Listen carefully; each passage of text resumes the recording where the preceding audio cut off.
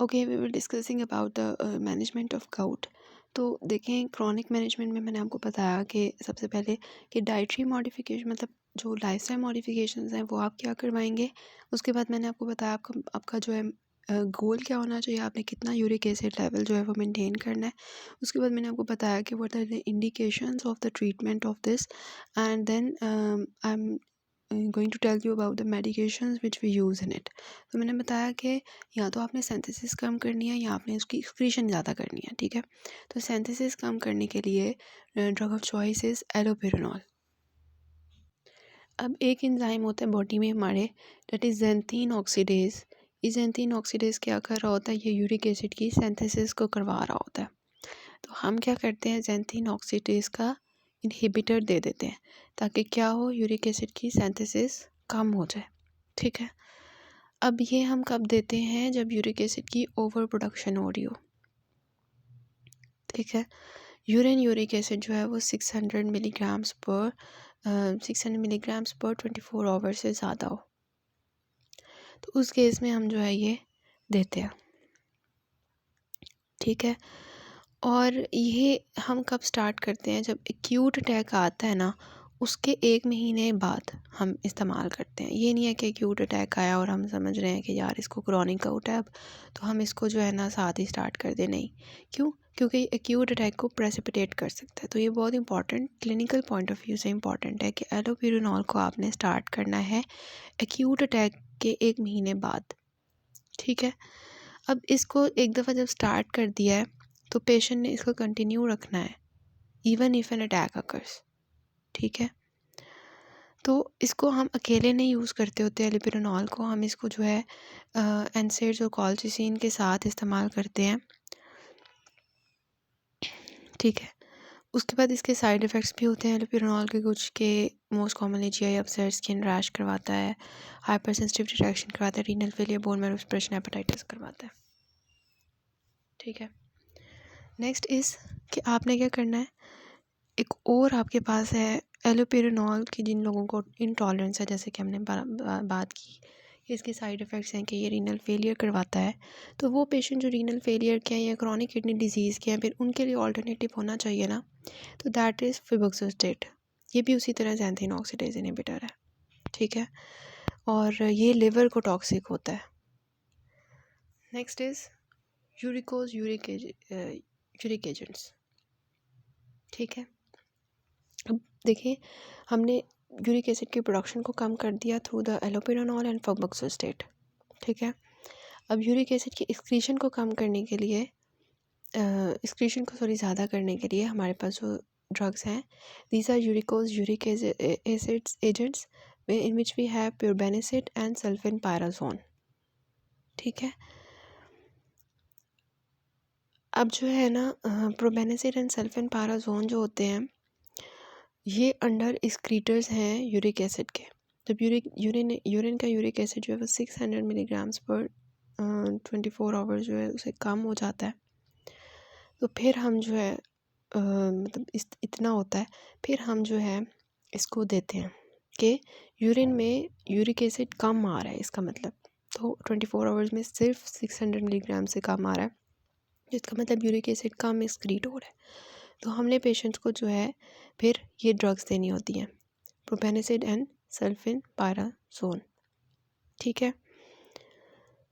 तो अब इसके काउंटर इंडिकेशंस क्या हैं कि वो लोग जो रीनल इम्पेयरमेंट के हैं, जिनके अंदर रीनल स्टोन्स हैं, उनके अंदर हम नहीं देते।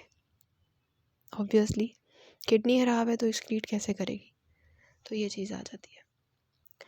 पेगलॉटी केस जो होता है, ये होता है कि ये ना एक समझ लें कि एक्यूमुलेशन को प्रिवेंट करता है। वो जो वहाँ पर यूरिक एसिड की क्रिस्टल्स जमा हो रहे होते हैं ना, उसको प्रिवेंट करता है। इसको हम आईवी देते हैं। जो क्रॉनिक टोफेशियस गाउट होता है ना, स्टैंडर्ड थेरेपी को ट्रीट नहीं कर रहा होता, मतलब कि हम ना तो अब यूरिक एसिड की प्रोडक्शन को कम कर सकते हैं, ना हम उसकी एक्सक्रीशन को कम कर पा रहे हैं, ज़्यादा कर पा रहे हैं, ठीक है। तो फिर हमारे पास ये है कि बॉडी में अब ना तो हम उसकी प्रोडक्शन को कम कर पा रहे हैं, ना उसकी एक्सक्रीशन कर पा रहे हैं, उसके ऊपर कोई काम नहीं कर रही, वो ड्रग्स काम ही नहीं कर रही, एलोपिरिनॉल, फेबुक्सिस्टेट, पेग्लोटिकेस और ये जो प्रोबेनएसिडोसल्फान पाराजोन, तो फिर हम क्या करेंगे कि हम बॉडी में उसकी एक्यूमुलेशन को कम करेंगे, जो वहाँ पे एक्यूमुलेट हो रहे हैं यूरिक एसिड के क्रिस्टल्स, उसके लिए भी है पेग्लोटिकेस। ठीक है, तो इसके साइड इफ़ेक्ट्स भी यही होते हैं, इन्फ्यूजन रिलेटेड रिएक्शंस होते हैं और एंटीबॉडीज़ जो है इसकी अगेंस्ट बन जाती हैं, तो ये सब पेग्लोटिकेस हो गया। Then is recurrent gout. ठीक है, अब एक पेशेंट है जो क्रोनिक गाउट का है और हमने उसकी एक्यूट अटैक्स को प्रिवेंट करना है, तो फिर हमारी जो है रिकरेंट गाउट को प्रिवेंशन के लिए कोई प्रोफिलैक्सिस होनी चाहिए। तो प्रोफिलैक्सिस जो है वो हमारी कौन सी होती है, जो हम 6 महीने या 6 महीने से ज़्यादा इस्तेमाल करते हैं। इसमें प्रोफिलैक्सिस के लिए जो एजेंट ऑफ चॉइस होता है, जो आपने याद रखना है, डैट इज़ कॉल्चिसिन।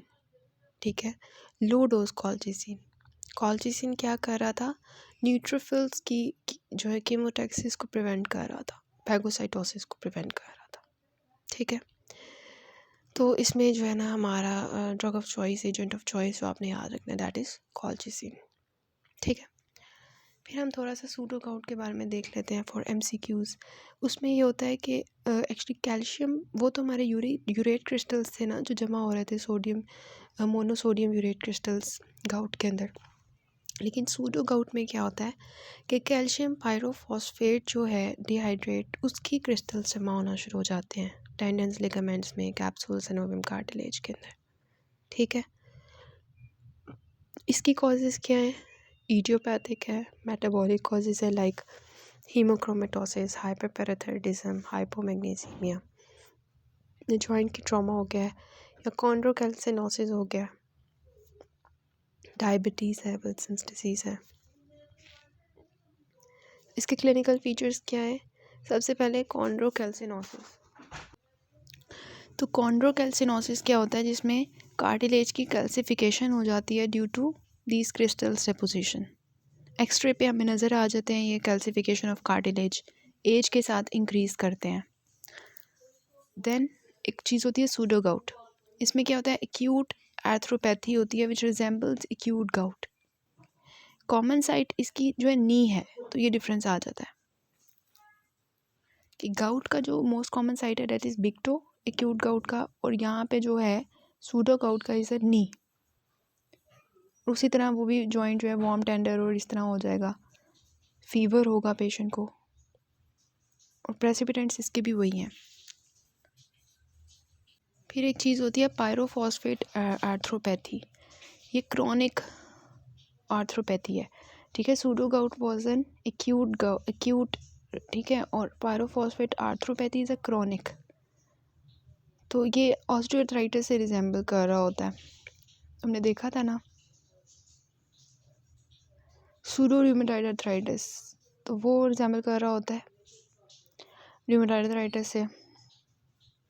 ठीक है, लेकिन रूमेटॉइड आर्थराइटिस में एक्स्ट्रा आर्टिकुलर फीचर्स भी थे ना, लेकिन इसमें नहीं होते। और जो है रूमेटॉइड आर्थराइटिस जो है स्मॉल जॉइंट्स को अफेक्ट कर रहा था, जबकि ये जो होता है ये लार्ज जॉइंट्स को अफेक्ट करता है। ठीक है, जॉइंट्स की समझ आ रही है ना, स्मॉल जॉइंट्स में मोस्टली रूमेटॉइड आर्थराइटिस कंसिडर करते हैं, वेट बेयरिंग जॉइंट्स में हम ऑस्टियोआर्थराइटिस को कंसिडर करते हैं मोस्टली, और अगर बिग टो है तो उसके अंदर हम जो है वो गाउट करते हैं। तो इसकी जो है ना हम कैसे मतलब पता लगा सकते हैं कि गाउट है या सूडो गाउट है, तो बिल्कुल हम डिफरेंस नहीं बता सकते except through synovial fluid analysis. ये आपका MCQ बन सकता है कि what distinguishes the gout from pseudo gout, that is synovial fluid analysis. हम आर्थ्रोसेंथेसिस करते हैं which is the most accurate test distinguishing it from the gout. ठीक है, जिसमें हम जब माइक्रोस्कोपी करते हैं, देखें हमने कहा था कि गाउट के अंदर जो क्रिस्टल्स थे these were needle shaped.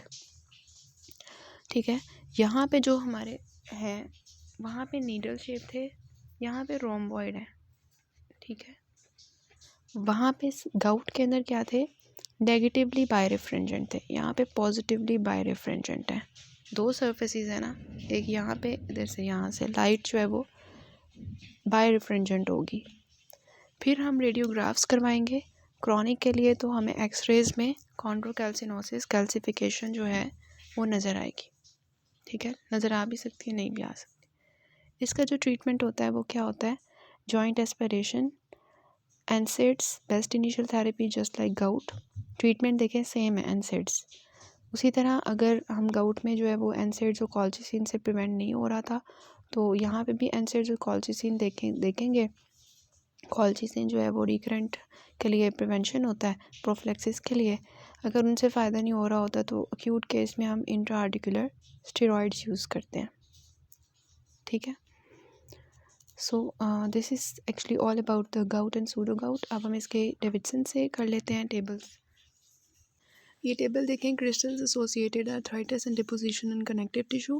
Crystals more common जो होते हैं monosodium urate crystals acute gout में होते हैं, क्रॉनिक टोफेशियस गाउट में होते हैं। कैल्शियम पायरोफॉस्फेट डाइहाइड्रेट क्रिस्टल्स जो कि सूडो गाउट में होते हैं, क्रोनिक पायरोफॉस्फेट आर्थ्रोपैथी में होते हैं, कॉन्ड्रोकैल्सिनोसिस में होते हैं। ठीक है, और कैल्शियम फॉस्फेट्स जो होते हैं, these are calcific periarthritis and calcinosis. Uncommon में कोलेस्ट्रोल डिपोजिशन होती है, which is in case of rheumatoid arthritis. Calcium oxalate होती है, acute arthritis in dialysis patients.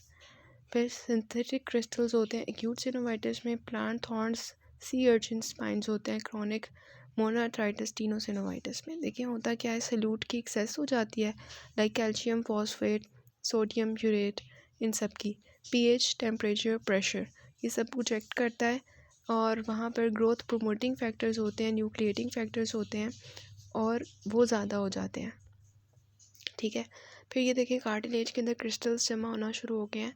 Inflammation, trauma और रैपिडली रिड्यूस्ड सोल्यूट लेवल्स की वजह से क्या होता है, शेडिंग होना शुरू हो जाती है, और रिड्यूस सोल्यूट लेवल्स की वजह से जो है वो हो जाती है, डिसोल्यूशन हो जाती है। ठीक है, फिर उन्होंने ये टेबल बताया हुआ है कि कॉजेज़ ऑफ हाइपरयूरेसीमिया इन गाउट, जो कहेगा रीनल एक्सक्रीशन कम है। कब कम होगी? जब ड्रग्स इस्तेमाल कर रहे हैं, रीनल ट्यूबुलर रिअब्जॉर्प्शन इंक्रीज़ है, रीनल फेलियर है, lead toxicity, lactic acidosis, alcohol. Increase intake कब होगी? जब पेशेंट जो है वो इंटेक लेगा प्यूरिन्स की। ठीक है, इंक्रीज प्रोडक्शन कब होगी?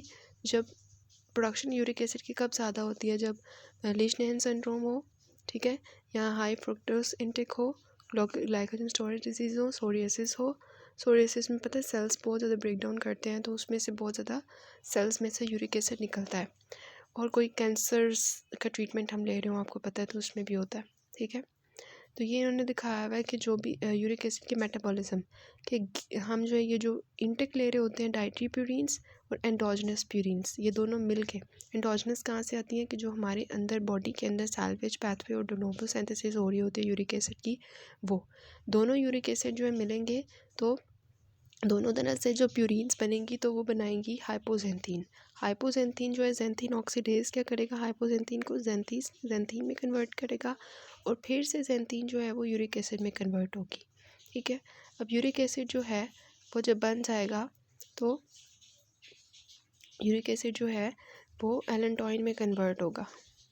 ठीक है, तो पेग्लोटिकेज जो है ये यहाँ पे एक्ट करता है कि उसको एलेंटोइन में कन्वर्ट नहीं होने देता ताकि उसकी एक्यूमुलेशन ना हो। और जो हमारे एलोपिरिनॉल और बक्सोस्टेट है वो जेंथीन ऑक्सीडेज के ऊपर एक्ट करते हैं ताकि यूरिक एसिड की प्रोडक्शन ना हो। ठीक है, तो पेग्लोटिकेज क्या करता है, यूरिक एसिड को एलेंटोइन में कन्वर्ट कर देता है ताकि उसकी एक्यूमुलेशन ना हो। ठीक है, और फिर यूरिक एजेंट्स क्या करते हैं कि उसकी एक्सक्रीशन को ज़्यादा कर रहे होते हैं, इंटेस्टाइनल एक्सक्रीशन जो है वो भी ज़्यादा होती है। ठीक है, ये चीज़ आ जाती है इसके मेटाबॉलिज्म में। This is actually podagra, acute gout causing swelling, erythema, excessive pain and tenderness of the first metatarsophalangeal joint. Gout in old age आप रीड कर लें बस। उसके बाद ये वाला जो है, दिस इज़ एक्चुअली टोफाई मैंने आपको बताया थे ना, जो कि क्रॉनिक गाउट के अंदर पैथोग्नोमिक होते हैं, वाइट मोनोसोडियम यूरेट मोनोफा crystals visible beneath the skin, तो ये टोफाई बन गए हुए हैं। This is a chronic gout जिसमें इरोसिव आर्थराइटिस हो चुका है। ठीक है, punched out Lulworth Cove erosions in association with destructive arthritis affecting the first metatarsophalangeal joint, ये भी क्रॉनिक में होगा।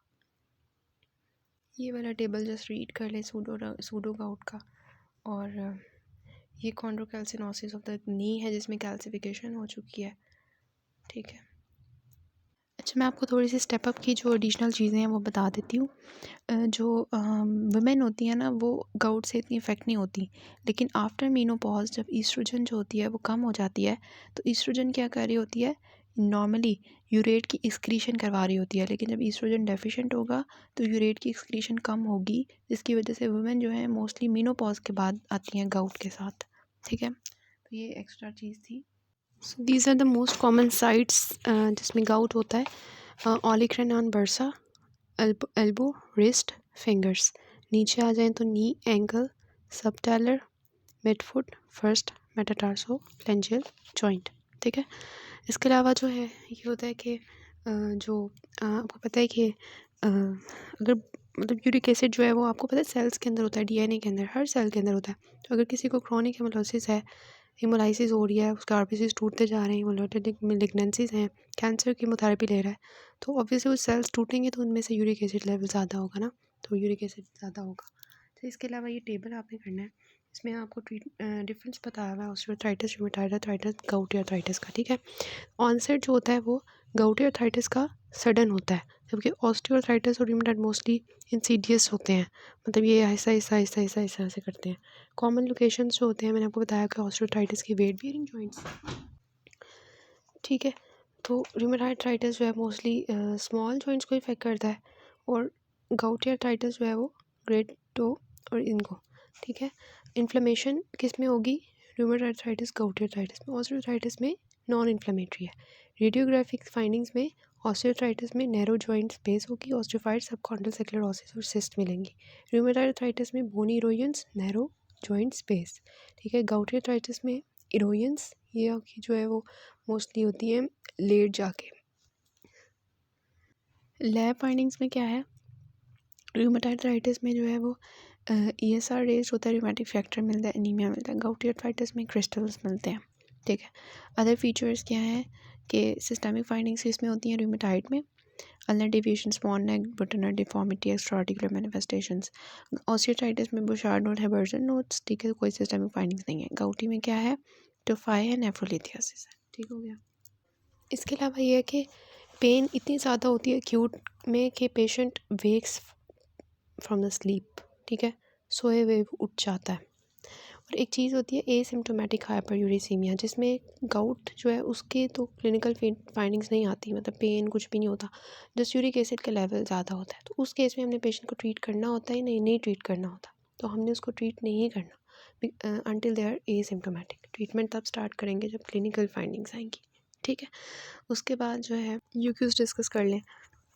34 ईयर्स ओल्ड मेल पेशेंट है, एज देखें और जेंडर देखें।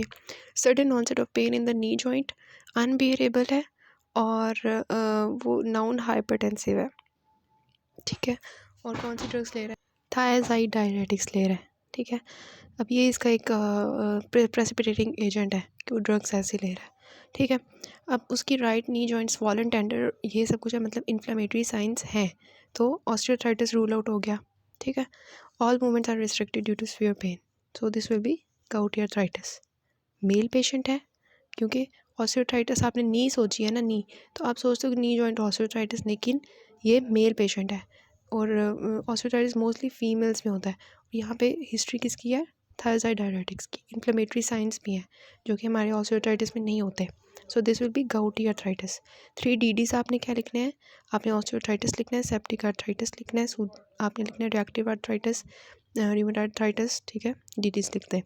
अच्छा, most likely cause of is acute attack in this patient is के क्या हुआ कि उसकी जो है वो प्रेसिपिटेटिंग कॉज क्या है कि वो थायराइड डायरेटिक्स ले रहा था, उसकी वजह से क्या हुआ कि यूरिक एसिड की एक्सक्रीशन जो है वो नहीं हुई, ठीक है। ओवर प्रोडक्शन है, इंक्रीज अंडर एक्सक्रीशन है, जिसकी वजह से यूरिक एसिड जो है वो बॉडी में जमा हो गया, उसकी क्रिस्टलाइजेशन शुरू होगी जॉइंट्स के अंदर, और उसकी वजह से वहाँ पे एक्यूट इन्फ्लेमेटरी रिएक्शन हुआ, जिसकी वजह से red, tender, hot and swollen joints हो गए, ठीक है। उसके बाद आ जाता है 50 ईयर्स ओल्ड पॉलिटिशियन, जो कि हाइपरटेंशन के लिए ट्रीट कर रहा था। एक्सक्रूशिएटिंग पेन है उसके लेफ़्ट बिग टो में, ठीक है। स्वॉलन टेंडर और पेनफुल रिस्ट्रिक्शन है इंटरफ्लेंजियल और मेटाटार्सोफ्लेंजियल जॉइंट्स की, ठीक है। उसके बाद डायग्नोसिस आपने बताना है। तो लेफ़्ट बिग टो में हाइपरटेंशन की ट्रीटमेंट ले रहा था, मतलब थायराइड डायरेटिक्स ले रहा था, और अब ये सब कुछ हो रहा है, this will be gouty arthritis. और उसके बाद 4 most important investigations. Most accurate test is aspiration of joint which shows the needle shape crystals negative birefringence in the microscopy. Serum uric acid level may be elevated. Acute attacks are associated with elevated ESR and leukocytosis. तो 4 most important investigations are elevated ESR, CBC shows leukocytosis, serum uric acid levels may be elevated or not, and aspiration of joint shows the microscopy shows the needle shaped crystals negatively बायोरिफ्रेंशन, ठीक है। Most important steps in the management. तो ये आपके पास acute case है ना, तो acute case के लिए जो सबसे पहले आप कहेंगे कि आपने कंफर्म करना है डायग्नोसिस, ठीक है। तो उसमें डायग्नोसिस में आप कंफर्म करने के बाद जो है उसके रिस्क फैक्टर जो है उनको आइडेंटिफाई करेंगे, ठीक है।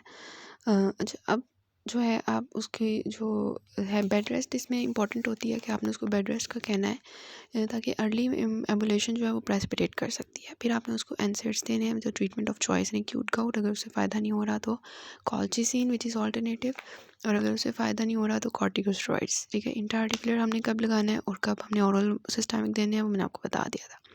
फिर जो है आपने इस तरह से ट्रीट करना है उसको।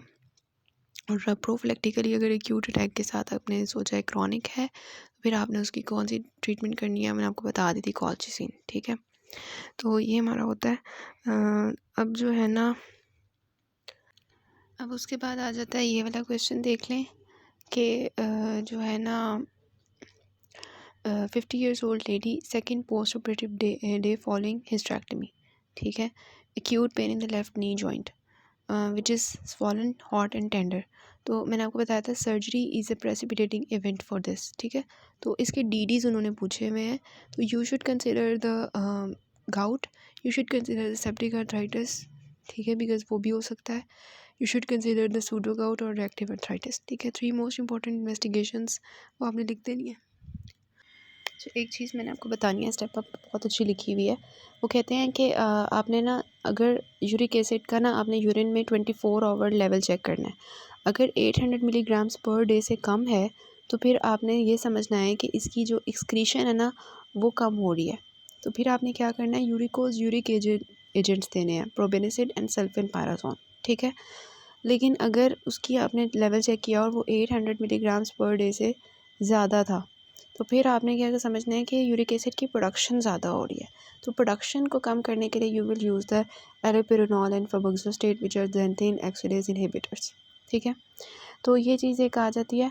और फिर एक चीज़ आती है कि आपने पेग्लॉटिक केस जो है वो आप यूज़ करते हो। मैंने बताया ना जब आपकी रिफ्रैक्ट्री टू दीज है तो फिर आपने पेग्लॉटिक केस यूज़ करना होता है। पेग्लॉटिक केस क्या करता है कि जो यूरेट होता है ना उसको एलेंटॉइन में कन्वर्ट कर देता है, जो कि मोर सॉल्युबल होता है और इजीली डिग्रेडेबल होता है, ठीक है। तो ये एक होता है। लेकिन पेग्लॉटिक केस का मैंने एक साइड इफ़ेक्ट बताया, क्योंकि हम इसको आईवी देते हैं, इसके आईवी रिलेटेड इन्फ्यूजन रिएक्शन शुरू हो जाते हैं, ठीक है। तो ये एक चीज़ थी कॉन्सेप्चुअल सी जो मैंने आपको बताई है। अब नेक्स्ट पार्ट से हम करते हैं बाकी एसएलई और सिस्टेमिक स्क्लेरोसिस।